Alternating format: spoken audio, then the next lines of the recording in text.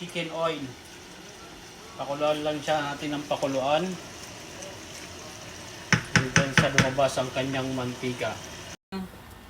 Unti-unti na pong lumalabas ang kanyang mga mantika. Parang ano lang po yan eh, yung mga nanggagago sa atin.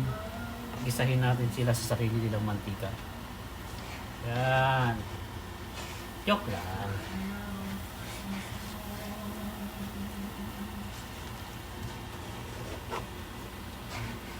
Yung chicken oil yung ginagamit sa manginasal. Yan na, ayan o. Ano po yan? Ano ang tawag ito?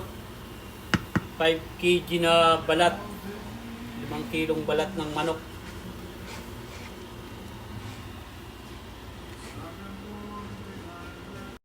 Tatanggalin natin yung mga balat ng manok. Uy! Uy! Pampabata! Bata ka talaga dito.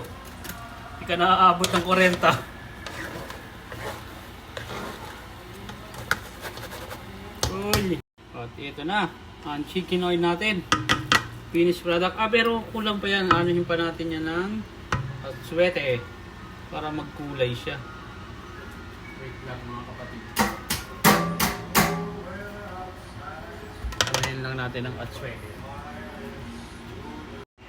O, ito na po ang atswete para kumulay siya. Yung. Ayun na po. Ayun na.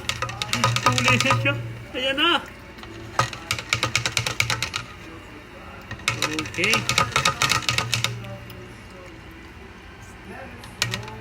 Pang ano po yan sa kung alam nyo yung sa mang inasal.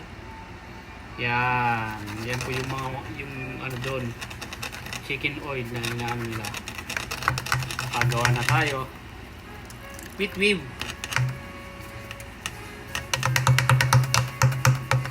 Okay. Done. Oh.